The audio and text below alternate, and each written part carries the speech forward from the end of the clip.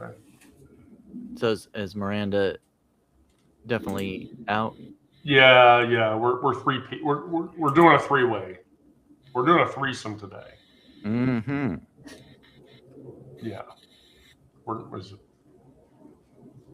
But I'm not gonna be the top. I'm just telling you. No. No. It doesn't. It definitely does not work that way. It definitely. Um, by the way, do I sound better or worse now? Better or worse? Like Yeah. Then what? recovering from your cold, or No. I just changed my microphone setting. I wanted to make sure it didn't. Oh, I mean, you sound clear. Okay, well, good. Then I have achieved the desired result. So I have achieved the desired result. how do I sound, by the way? You sound very nice, Brandon. Oh, thanks. You sound like yourself. Yeah. Oh, well, I'm not sure I like that. Um, really? I mean, you're sure about that? Okay. All right. Well, we'll just go right into it. So, um, today's topic is the Fawn protocol, um, which is really just you know literature dust for people pleasing. And so, um, as a trans person, a major issue that I run into is I'll just go right into a factual element of people pleasing. I let people slide when they misgender me. When people say he, him, sir, man, I don't I don't always react to it. Um, and there's mental gymnastics that go with hearing the wrong name or the pronouns and deciding in milliseconds whether I should correct, how I should correct this person, if correction will even make it better or worse, um, whether this person is even worth the energy. Um, and even further still, if I can handle their defensive, I'm trying to conform to your stupid world dynamic. Um, and there's a psychological cost of, having to, I hate using this term, but having to swallow that every time. The way that it trains your nervous system to treat your identity as negotiable. It's not. My identity as a trans woman is not negotiable. It never will be. We should investigate how that pattern affects everything from medical appointments to family gatherings to casual interactions, and why that exhaustion isn't just sensitive. Caring for myself is not self-indulgence, self-preservation. And that is an act, honestly, at this point, of political warfare, because it is. So, how do you deal with that? You recognize the fawning patterns, the automatically, oh, it's okay, don't worry about it mentality. And then create boundaries, and you build capacity to correct without apologizing, and so forth and so forth. So, not necessarily having to speak to that specific experience, Sarah. Your turn. Oh, I mean, I have been misgendered, but that happened more when I was like working retail years ago. Like we're talking more than 20 years ago. And honestly, my reaction to that was more amusement because it was usually fathers in the store with their children, and the children knew. The children, like, there's something about kids, they just know. But my reaction to it was to change the pitch of my voice when I would react, when I would respond. And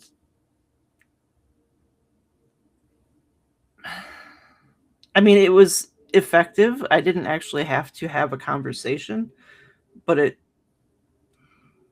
it corrected where I didn't necessarily have the want to have the conversation. It still made the correction. It put the correction out there.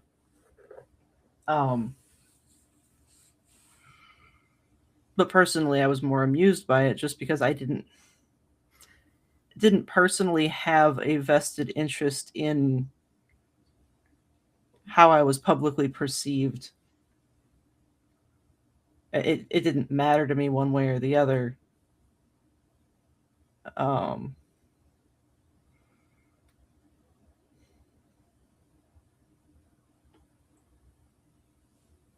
Yeah,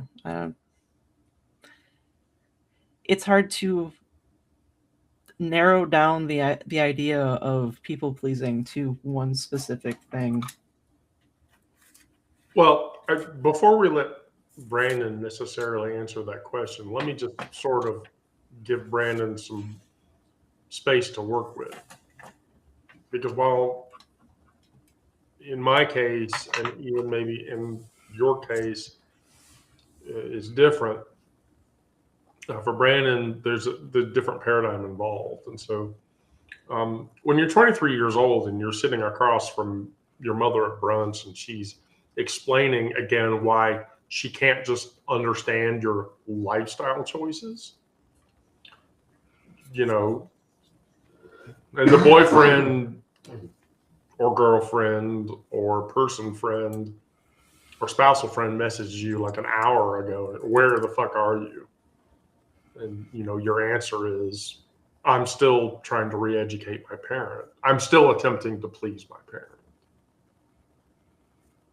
You know, so, you know, and then later your spouse, partner, girlfriend, boyfriend, or whatever ask why you didn't stand up for yourself. And, you know, why didn't you? Okay, Brandon, go. Well, I have actually been misgendered before. Oh, really? Okay. When I was I didn't want to say. Huh? Oh, yeah. I mean, it hasn't happened very often, but when I was younger, I could have been mistaken for a girl sometimes, like just the way I looked and the way my hair was. It was a little longer, but not like, you know, I basically sometimes I would look like a young lesbian girl, I guess, in a way. You know? Wow. But also, when it happened, this old middle-aged guy, I think at the time, I don't remember exactly what he said, but I mean, the reference he made was indicating that I was a girl, and I was on my bike, which was purple and had streamers on the handlebars. So, I mean, I don't blame him. I mean, he wasn't, you know,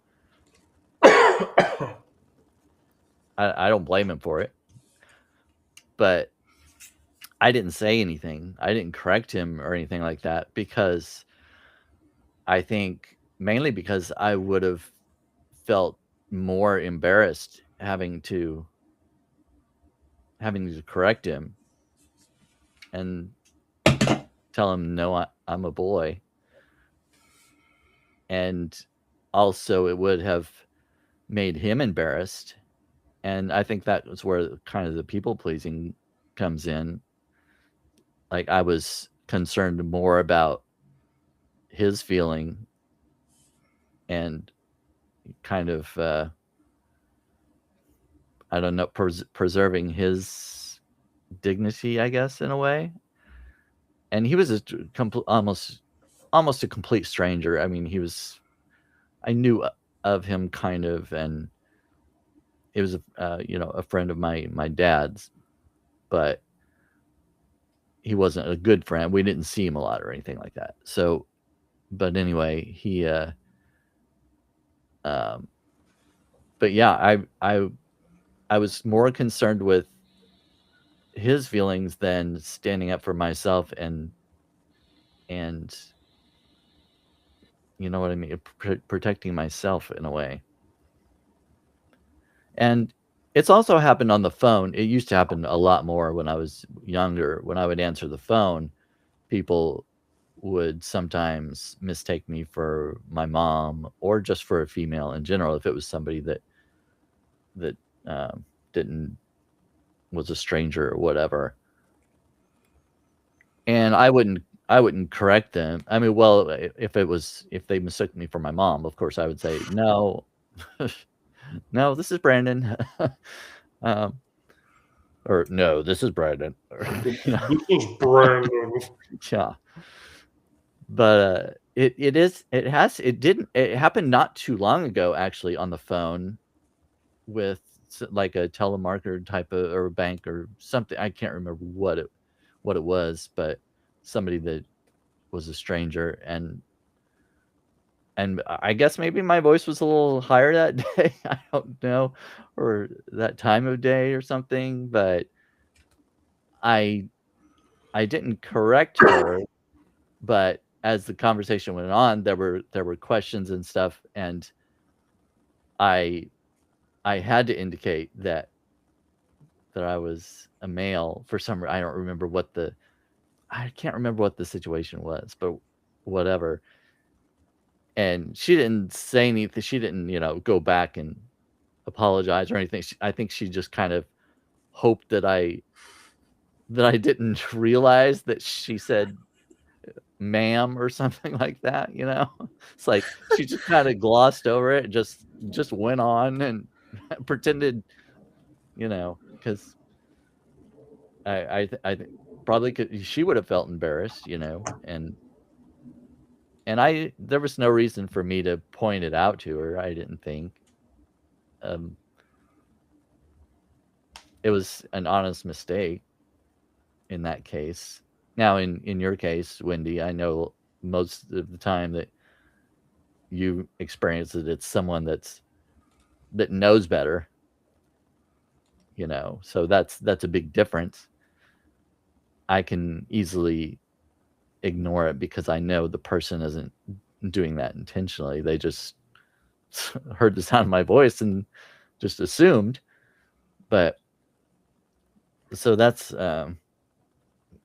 that's a difference there. But Well, people pleasing does things to the relationships that you have in your life. The fawn response doesn't just affect relationships with people who are actively trying to harm us. It metastasizes into every connection that we build. Um, with your birth family. I mean, you're however old and you're still performing straight adjacent versions of yourself during the holidays. Um, your partner's name becomes my friend or just disappears from the conversation entirely. You laugh at a family member who makes humor around why do people give a shit about pronouns? Because starting a fight over it won't do any good. And you feel like it's not worth it. The problem is, it is worth it. I mean, you just get so practiced at calculating that, my comfort level, or your comfort level is worth less than their convenience that you don't even notice when you're doing the math. So, With chosen family, it's even worse. You bring the same hypervigilance into relationships that you believe should be safe. Or if you're at work, the straight coworker might makes another "my wife" reference, and you swallow, your husband or your wife, um, comments rather than just saying them. Not because you're closeted. I mean, you're out to everybody, but you do that because you've learned that every mention of the fact that you're queer is an invitation for someone to have opinions, and maybe you don't want to put up with that. Or going on a date. First dates become auditions where you're trying to figure out what version of queer they can handle. Too femme, too masked, too out, too political. I mean, you're shape shifting from one to the next to try to satisfy a requirement because you're attracted to that person and you want to have a relationship with that person. So you perform neutral. You're not along when they complain about one thing or another. And the cruelest part of that is, we do this because that's what we learned to do through years of rejection and violence and the threat of both rejection and violence, that our unmodulated existence costs us those relationships. We sand down our edges and we perform palatability and then wonder why we feel so fucking lonely, when we're surrounded by people. We don't get it. Sarah? The more I'm thinking about it, the more I'm realizing I kind of have a slightly different approach, because I'll perform people pleasing for people that I'm close to, that like my biological family. But when it comes to strangers, general public, I will intentionally make them uncomfortable.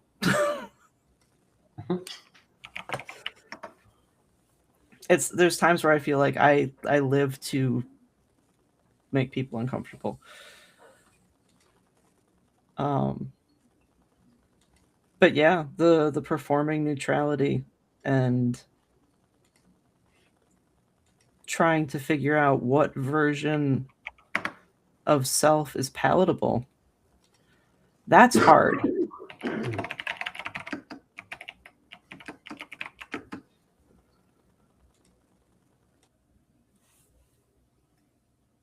I mean, my people pleasing is mainly revolving around like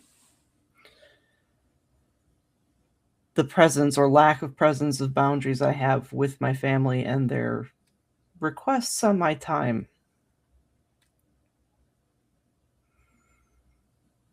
So a big one is, for my sister. More often than not, I'm running out there every weekend to help her with childcare, or sometimes during the middle of the week. And it's only recently that she's gotten to the point where she's like, oh, I should probably compensate you for your time. Which, it helps, but I still only have a finite amount of time every day. And it's hard for me to tell her no because she doesn't have anybody else to turn to for that stuff. Her ex is problematic, even though, court ordered he's being brought back into the picture. Problematic is putting it very mildly, by the way. Yes. Yeah.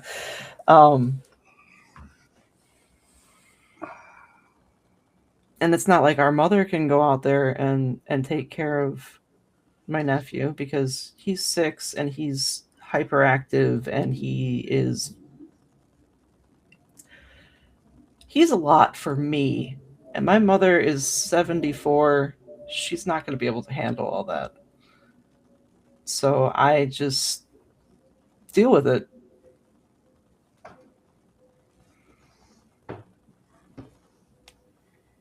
Although I had to put my foot down with her today because she called me minutes before I came on here, I'm like, hey, I need to let you go. I've got stuff going on.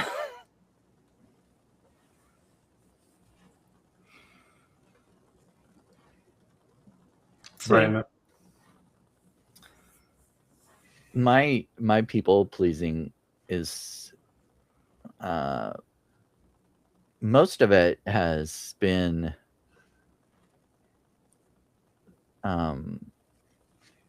for my mother and the use of guilt trips really exacerbated that, you know, when you're made to feel guilty, you don't like that feeling. You don't like feeling guilty, and so you want to alleviate that. So you do whatever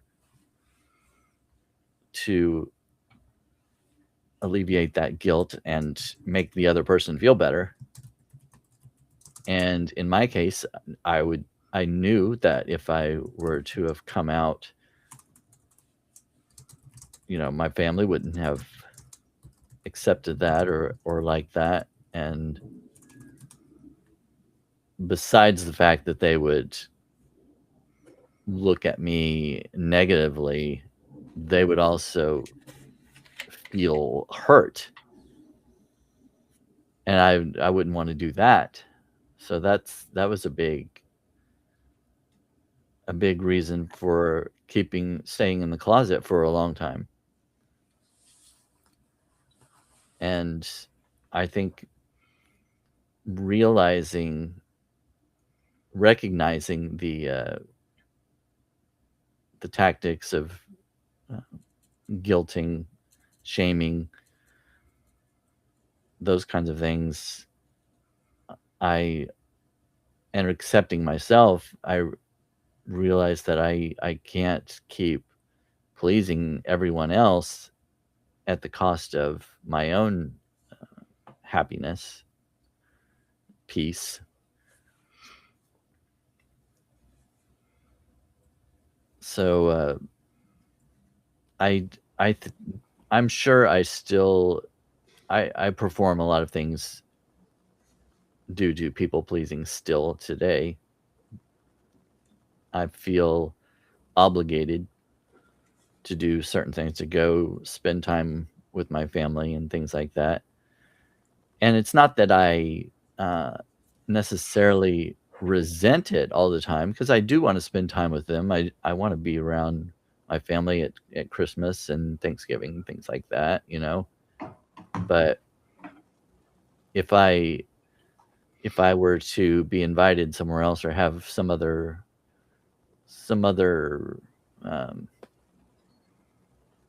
event or obligation or not obligation, but event or invitation that I want to attend, or that I want somebody else I want to spend time with, I would definitely feel an obligation for family over other things, just because that's, I think, kind of ingrained.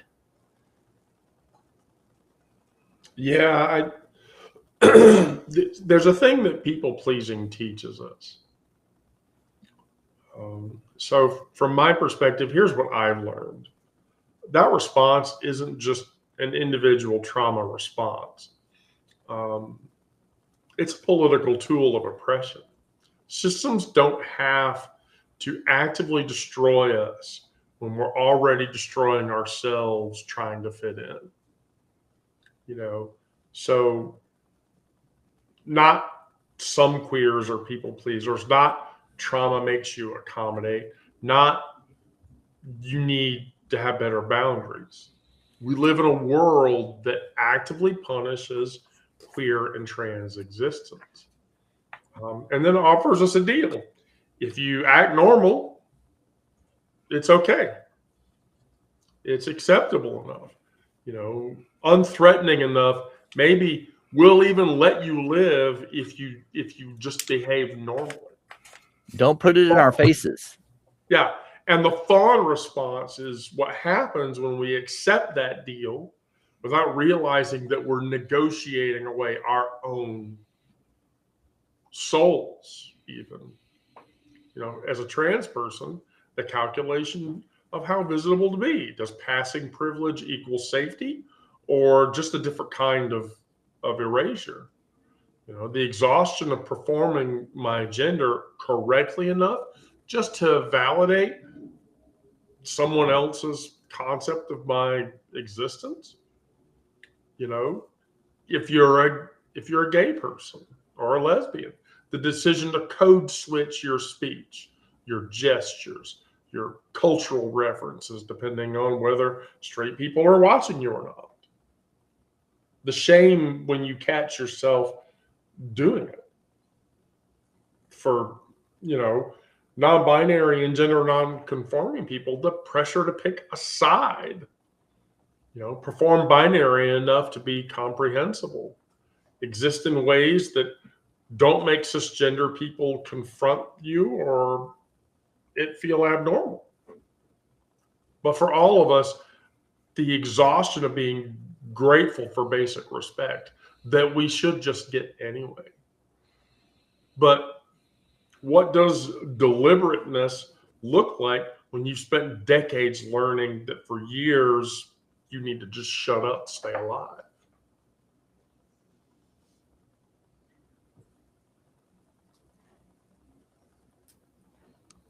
That's my question.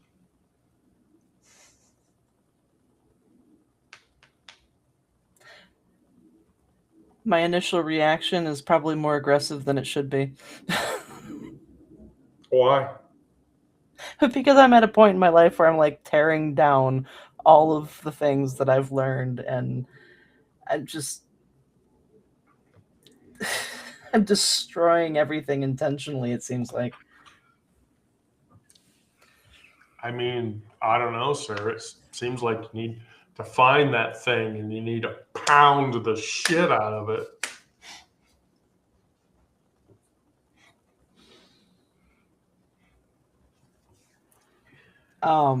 What Brandon was talking about with the like people pleasing for family and the guilt trips and stuff like that. My mom is absolutely somebody who will do the guilt trips, and I actually had to sit down and have a conversation with her about it. Like you every time you want to try to influence me to do something or decide something a certain way, you end up saying things that make me feel bad about not doing whatever it is. And so after having that conversation, she is getting better.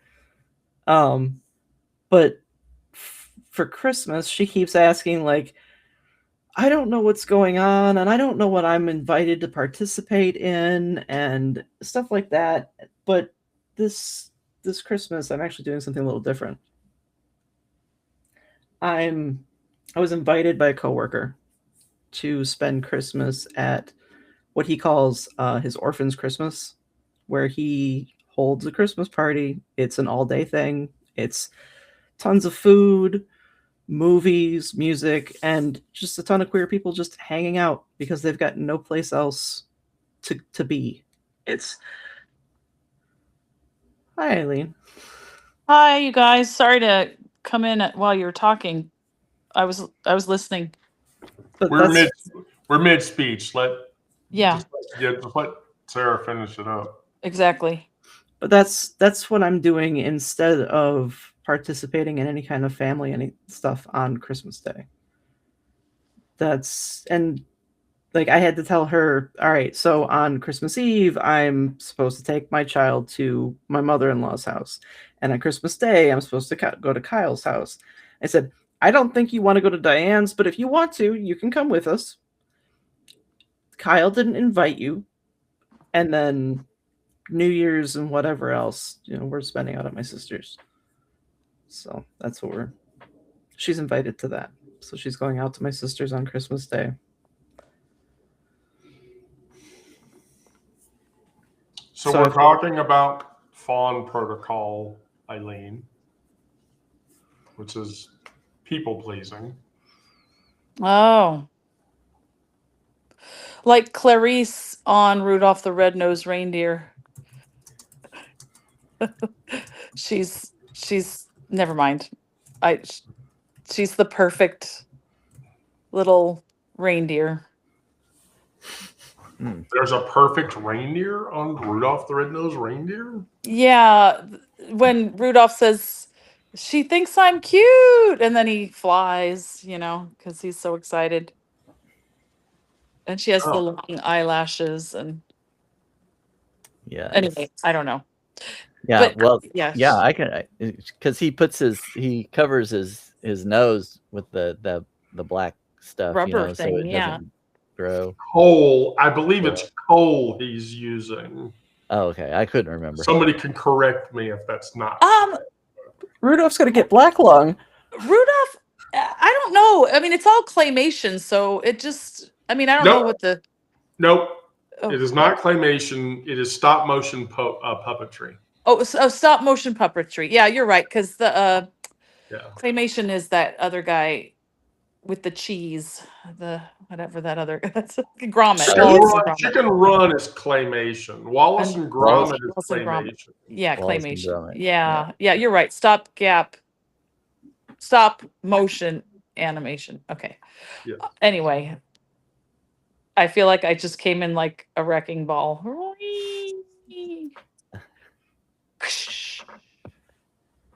So fawning. I never heard that term. You okay People, over there, please. Sarah? You look frazzled. I've got text messages from Jenny. Oh, okay. It's tough, like you were saying this time of year,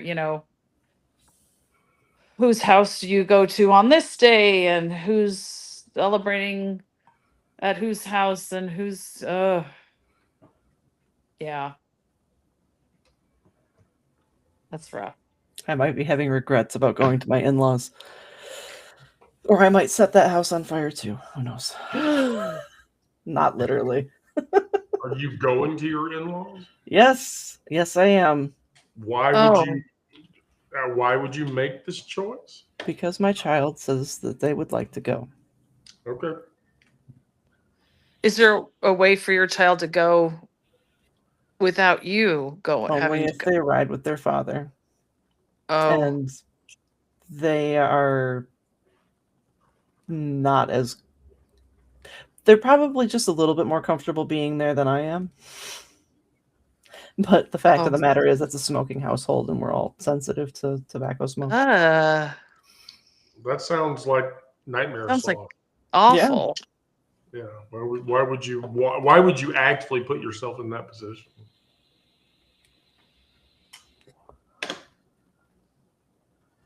Like my dad always said to me, like, after the divorce, like, oh, I would just, all the things would surface about my ex-mother-in-law, and like, why didn't I see this sign? And why didn't I see this sign of her just telling me to put up and shut up and put up or whatever all those years?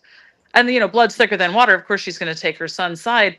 And then after the divorce, I'm just like, they're like, oh, how's so-and-so, asking about my ex-mother-in-law. And I'd be like, huh? What? I don't know. Why don't you call him?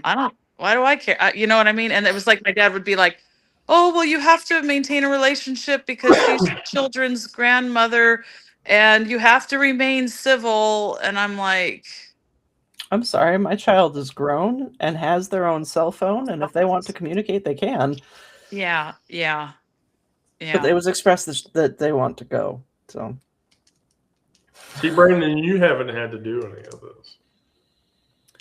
Not as like in-laws, no. Yeah. I haven't had to deal with in-laws. Well, didn't your boyfriend have parents? Well, yeah. But he wasn't out to them yet. It was kind of they knew, but it was hard for him to actually say it. And a lot of our relationship was long distance, so I didn't have a lot of contact with him. But he was getting to the point where he was, telling them, he was talking about me a lot and stuff. So it was a gradual process. But he had a brother that was gay, and so they didn't have a problem with it. It was just him, his own insecurity, really. Okay, I missed something. So you're laughing at something.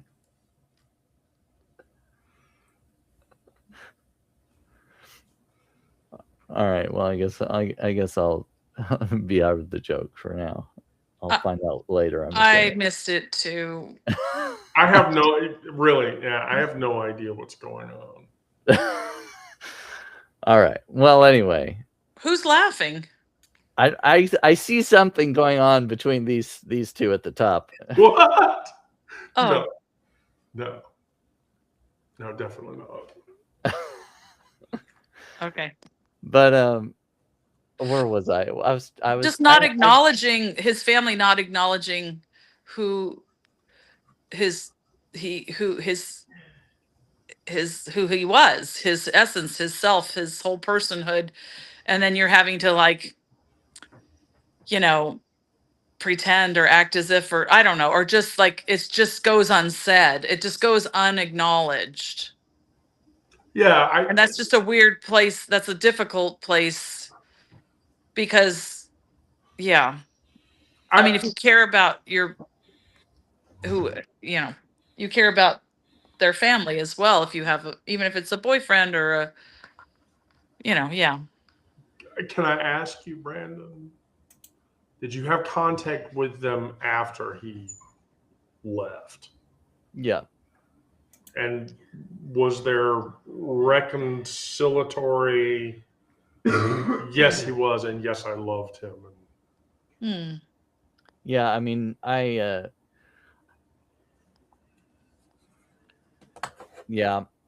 talked to his mom and to his sister and his brother, and I didn't maintain contact a lot. I still sent his mom flowers on his birthday for a few years after. And that's sweet, Brandon. That's really well. I mean, that's not performative. That's raw feeling. That's not actually people pleasing. No, I don't. I mean, I don't put it in that category either. I thought it was something that he would be happy that I did.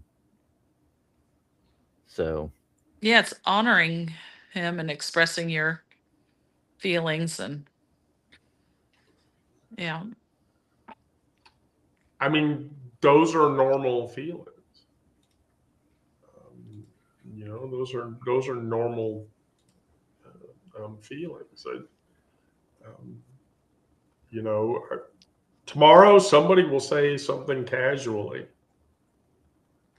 in some way. Saturday. It's Saturday. I'll be out tomorrow doing something, going somewhere. And somebody will make some casual transphobic, homophobic comment, and I'll just ignore it. God, I can't. I'm dealing. Well, we all are. If anyone had listened to or read the speech about the blatant everything, just the blatant Nazism in white Christian nationalism in that horrible rant. Did you guys listen or read any of the transcript? Oh, I did. I feel like I listened to it because I feel like I have to bear witness, and so I was walking. There's a group of people that walk, or sometimes we get together with like one or two people. Say, let's go to this green belt and walk. And there was a couple that drove to my house, and we walked my green belt today, and we were talking about why the Democrats lost the election in 2024, and the lady was convinced, it. Well, I what was it? Okay, so the whole like campaign with the paying for the prisoner with the trans surgery, and Kamala showing her weird, her not her weird, they made her look weird, like in this ad that ran on every sports event in Southern California, my sister said, because I mean she watches, like her husband watches golf and football, and any it was just everywhere. That, do you guys know, did you see that commercial in your part of the world? Okay, It doesn't so sound familiar. Yeah, it was, yeah, and they were playing it over and over. I mean, I saw it a few times. Kamala's paying for health care. Well, they didn't call it health care for a transgender prisoner to get transgender surgery, and you're not getting anything or whatever. I don't know. I don't know the whole. I'd have to look up the ad, but that whole like trans surgery prison bullshit narrative. yeah. And anyway, long story. Yeah, it's so bad. And it's like the what was the one with I had to look it up with God, why can't I remember? Not. He put the helmet on and rode around in the tank, and that screwed his, like, the visual looked really bad. The guy who ran for president, and he lost, they're saying, because he wasn't the right image or whatever. Why can't I think of his name? Like weird, one little thing can screw your whole campaign. And they're going after like Katie Porter for yelling at her aide. Did you guys see that video? Okay. Anyway, they try to sideline. They pick one thing, the opposition, and they drill it in. And this thing with the transgender aspect. Okay, so the bad thing, the thing that came out when I was walking with this couple, and I said, yeah, and I think that convinced a lot of people, because they fear their own sexuality, and it's like working on a deeper level of other people getting benefits and you're not. And she said, well, it was, yeah, with the gays and the transgender, that's why we lost the election. And I was like, well, I think it was more complicated than that.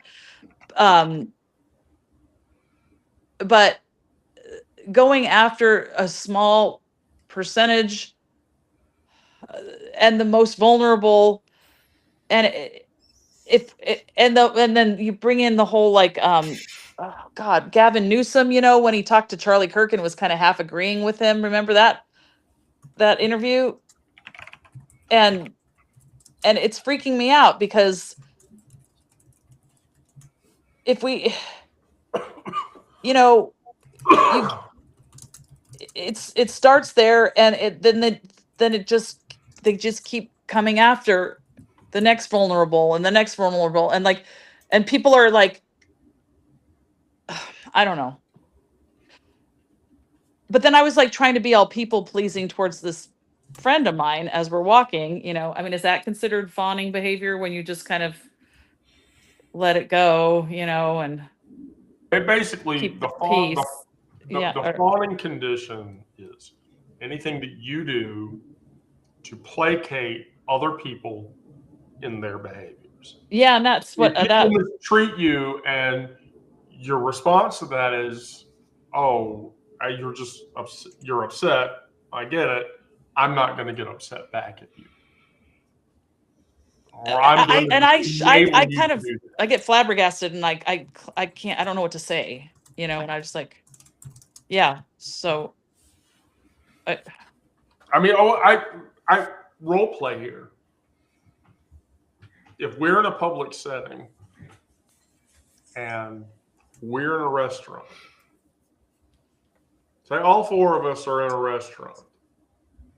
Sarah, who gets to order first? Not me.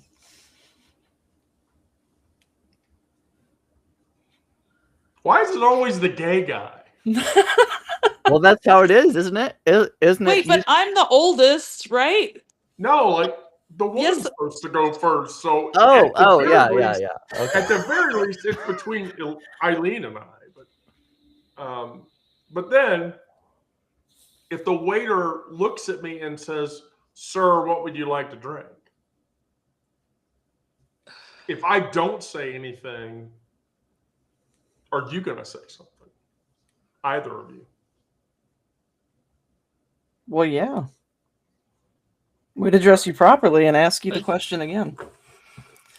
Yes, that's what I was gonna say. Right, Wendy, yeah. what would you like? Yeah. She would probably like it but sensibly. But in the same capacity, if we were out and Brandon was with a guy and, a waiter says, "Well, what does your friend want?" That's his boyfriend, bitch. You need to recognize that. That's his date. Shut the fuck up. I mean, but the fawning protocol, the fawning condition is Yeah. you just don't say anything. You enable that person to behave that way. And then what I said to this person, I said, well, I think it's a lot more complicated than that. The gays and the trans issue we didn't lose. She wanted to place full blame on that issue. And, ugh. But that's the issue is that it is not that simple. That it's not what? It's not that simple. No. It isn't. No. Here's what I know. Okay. The fawn response exists within us when we were closeted, when we were in denial, when we, whatever other condition, when we needed to because it protected us. But survival is definitely not the same thing as living. We're not required to perform digestibility just to justify existence. Nobody should do that. I don't care if you're fucking straight. I don't care if you're queer. I don't care if you're trans. I don't care if you're gay. I don't care if you're black, blue, red, hung, or hurts. But we're not responsible for managing other people's discomfort with who we are, our transness, our queerness, our gayness, whatever. We're not obligated to shrink ourselves into shapes that fit into their narratives, because that's bullshit. Yeah. And the work isn't about not fawning again, because there's capacities where you'd be able to do that. The work is about recognizing when we're fawning out of genuine danger assessment versus just fucking programming. It's about slowly, carefully, methodically building lives where we need to do it less. I mean, Sarah will laugh about it, but when she was here last week, we went to Friends on Ponds, which is a POC queer bar hangout in East Atlanta. And we came in, we sat down, the bartender walked over. Hey, girls. He was gayer than Brandon. That bartender was great. Yeah, he literally was gay. I'm sorry, Brandon. He was gayer than you are. And honeys, what do you want? And we're like, I mean, sorry to be crashing or whatever. He's like, well, the cold tempered. It's so cold outside. People aren't coming. So thanks for coming or whatever.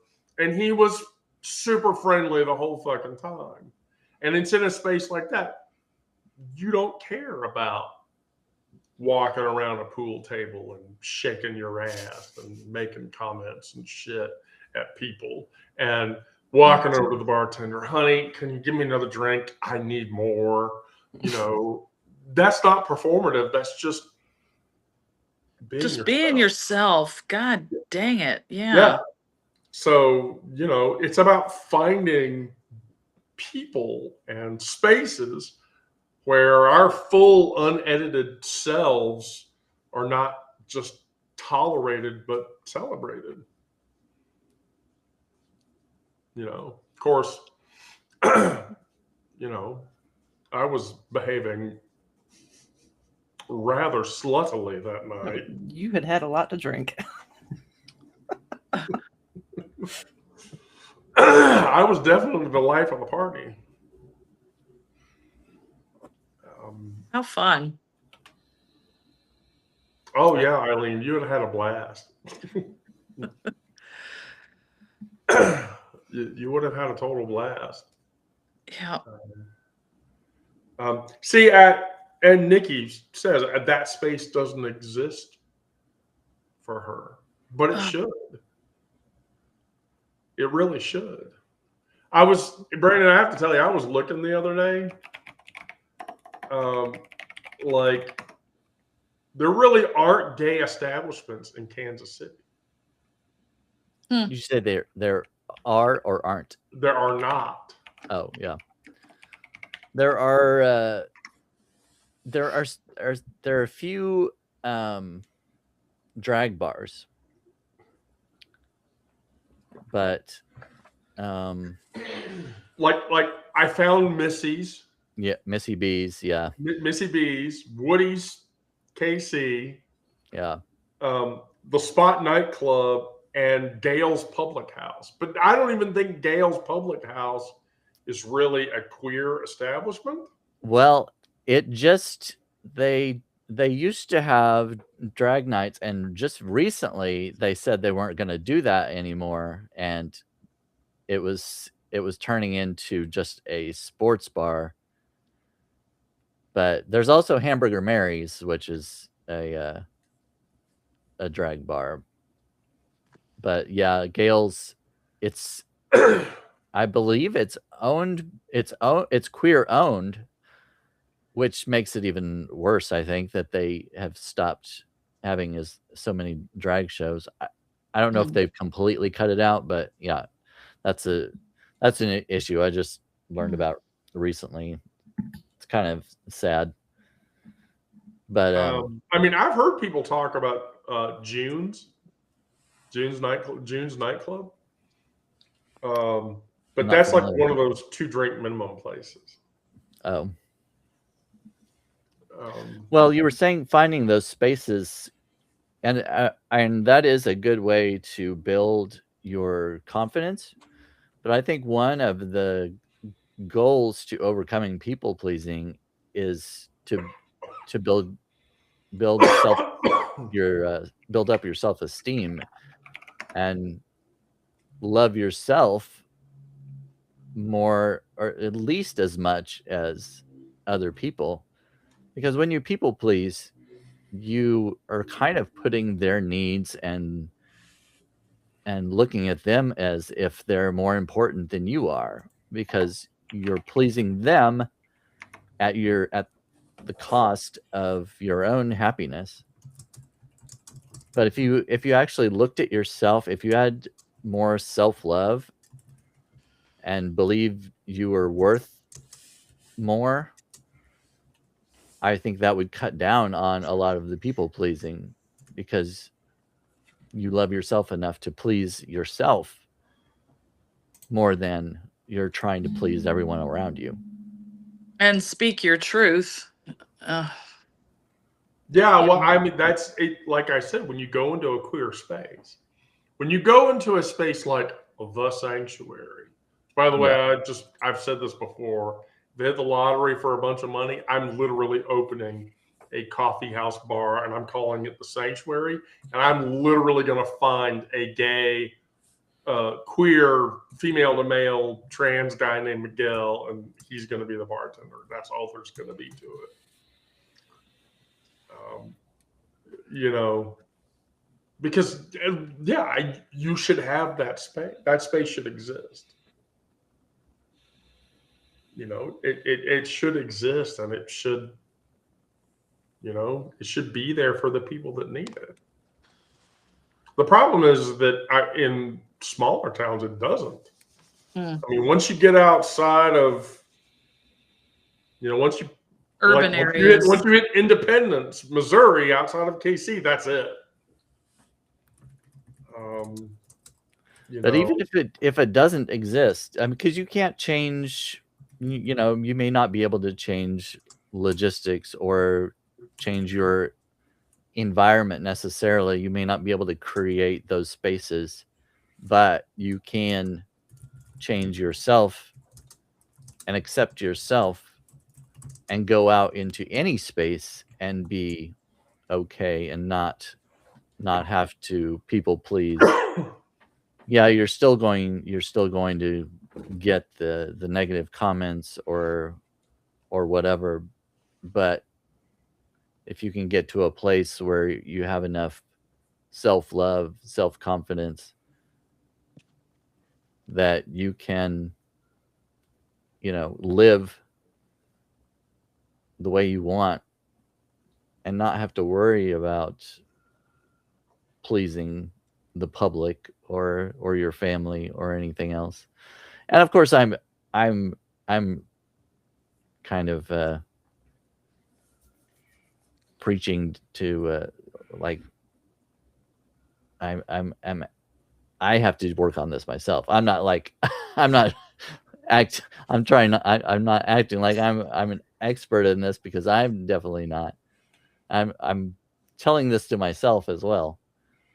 But I mean, my question, Brandon, I'm just going to ask you, why haven't you moved into Old Hyde Park yet? Because that looks to be like where all the fun shit happens.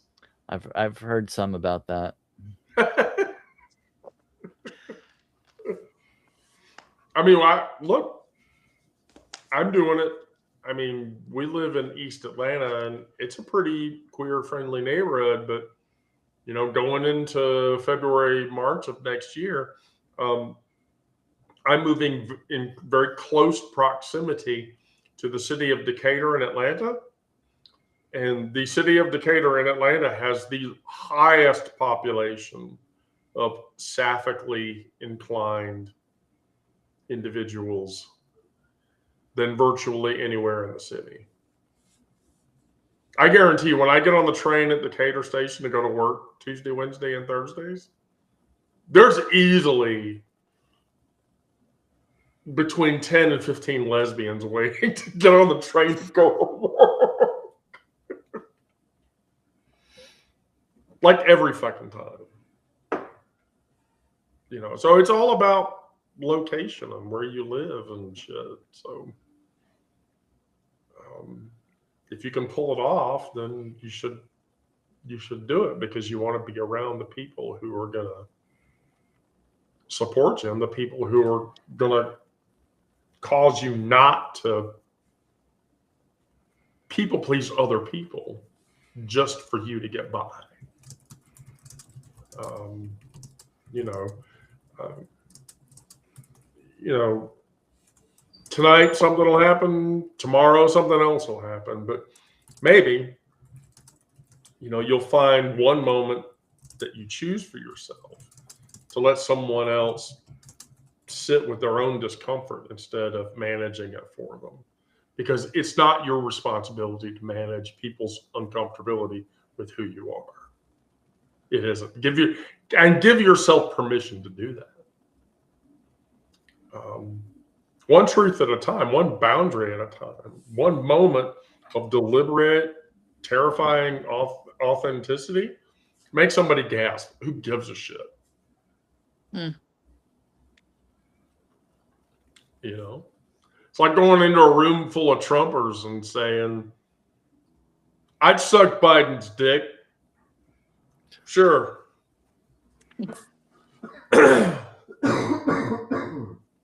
Problem with that is, though, you do that, and probably half the Republicans in that room would say, I would too.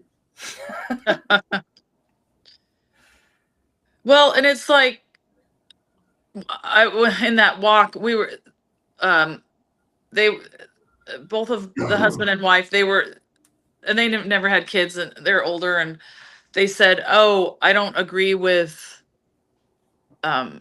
hormone replacement or blockers, puberty blockers. Like, you shouldn't do that to kids until they're 18." And then I came back when I'm like, I'm gonna talk about this. It prevents suicide in these kids, and we don't want the government making these decisions. We want to leave it to the doctors. And and I just spoke it out. I'm like, I'm sorry, I'm gonna keep saying what I know, what's good, and what's helpful, and not what's mean and hurtful. And it was just rough. It's rough. Like, I keep like having these, acquaintances and friends, and they fucking say shit, and I'm like, fuck, I've lost somebody else now. Or do I accept where they're at and try to be the person that they can learn from? And damn it.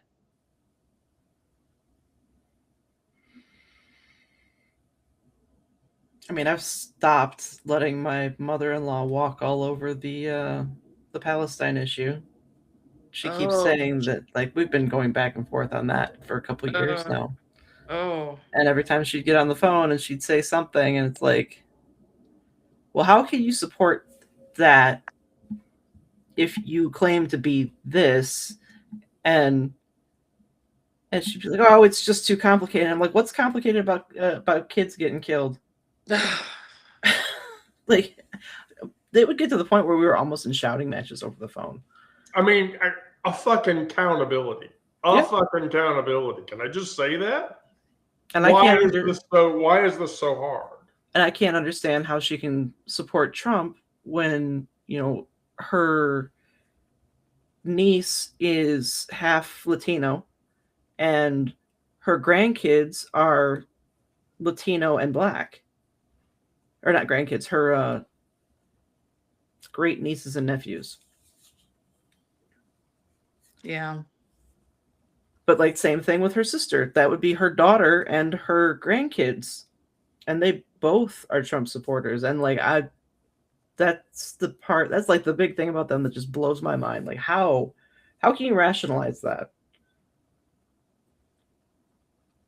But I don't bite my tongue about it anymore. If they want to bring it up, they're going to get my opinion. Mm-hmm. This is also why I'm driving myself to Christmas. As well you should. Yeah. But I think I've come to a realization. It's not so much that I'm intentionally trying to make people uncomfortable. It's that I'm intentionally not putting their comfort first. Because why would you? Mm. Yeah. Why would you? When I go out in a dress, I don't do it for anybody but myself. Mm. The very funny part is, it doesn't matter what fucking comments I get on the train going to work, or I get on the train coming home from work. When I go into the office, I guarantee you, 3, if not more, of my coworkers are going to come up to me and go, I like what you wore today, and you look cute in it, and you should keep doing that.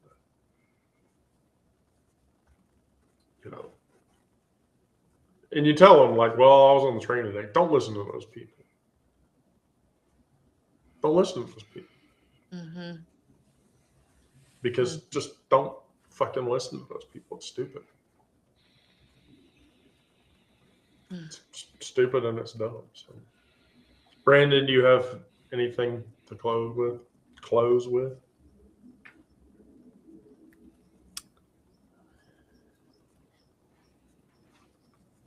I don't know. I mean, I've said pretty much how I felt about it, I guess.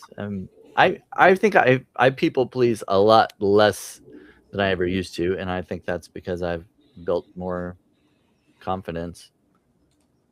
I certainly agree. I certainly agree. So I'm love much yourself more. Yeah, I'm much less a people pleaser than I was in my life. Sarah? I can say that I can see the difference like night and day from what I was doing at the beginning of the year or this time last year to now.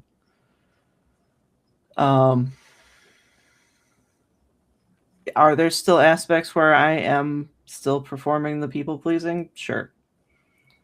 You can't break all the habits all at once. No. Yeah. But I'm gradually identifying where it's happening and doing what I can to set the boundaries so that it doesn't keep happening. Yeah, exactly. Yeah, exactly. Yeah, I agree 100%. I agree 100%. So, Eileen, final thoughts? You Well, came in. Yeah, You came in midway, so I had to go no contact with my ex. And I make decisions often where am I going to pay half or am I going to pay like the 2 co-pays for my daughter's emergency room visit when she thought she had a bladder infection when she was out in Houston, or am I going to initiate a text or try to call and get 50% of that, even though she's over 18 now. But like, I mean, for the longest time we were splitting the girls' extra medical expenses, because they can't afford stuff yet. One's still in college, one doesn't have a full-time job yet. And a lot of times I'll just pay if it's less than $100, I just pay it for my own sanity than to get hoovered into this conversation with him where he starts feeling like he can control the narrative and then he wants to talk about something else and like, well, if we're splitting this and we're that, and it's like, anyway, yeah. So no contact. Yeah. So that I don't have to fall into that weird role of being his source and having to listen to him, because that's like just giving him any ounce of my presence or existence is placating him or filling that weird narcissistic need of him trying to take control of whatever. I mean, it doesn't matter that it's this amount of this bill, or it doesn't matter what it is. It's like any contact, like there's no other role than to be the source, to be the fawn, to be the target or whatever. Yeah. I don't know what I'm saying, but yeah. So It's no about creating boundaries, it sounds like. I mean, yeah. Which is so you're not being the weak one. Now with my sister, I don't know. I feel like I can't speak my mind about political stuff, or that I don't like Bill Maher, or what my daughters are up to, and then she'll come back and it's like I'm the younger sibling, and that's never gonna, I don't know, that's messed up, but that's a whole other conversation. It's interesting to see Bill Maher is difference a in perspective.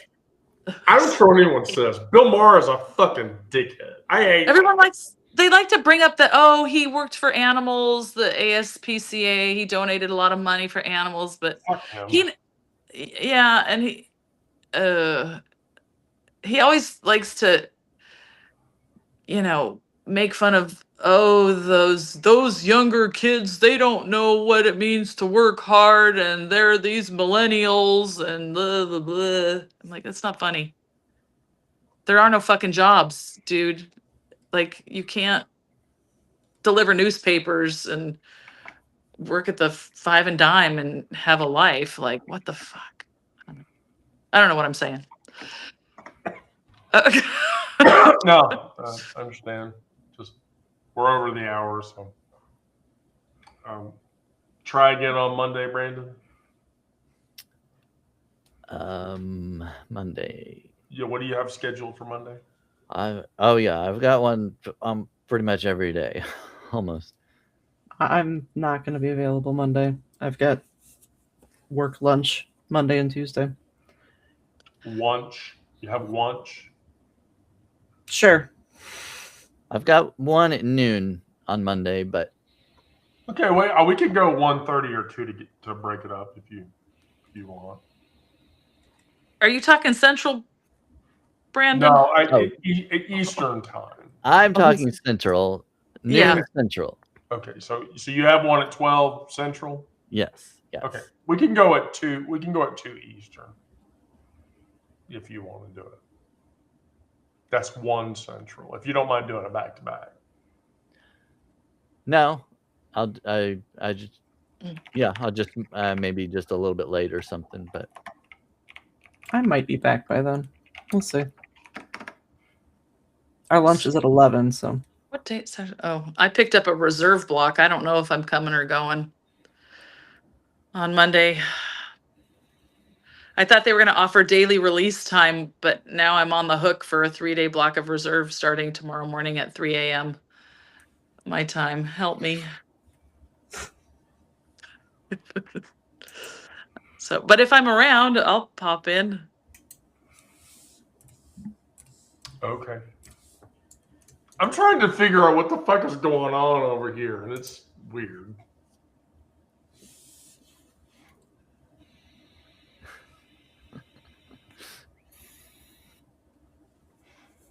Okay. All right. Brandon, Eileen, Sarah, thank you all very much. And thank you for all the people that were watching. By the way, Brandon, I have to tell you, I just went and looked. There's literally a $600 a month studio apartment in Hyde Park. I'd almost move there for that. 600 is a lot for me. Are you? Is that a lot for the region, or is that just a lot? No, that's a pretty good one for that area. I mean, they're between 600 and 1,000. Like here in Atlanta, a one bedroom, 1,800. Yeah. Yeah, which But I wouldn't be able. I'd have to quit doing this job. I'd have to find a better paying job. Mm. Well, I mean, if I hit the lottery, and I open up the Sanctuary Bar, you're going to become my publicist. So,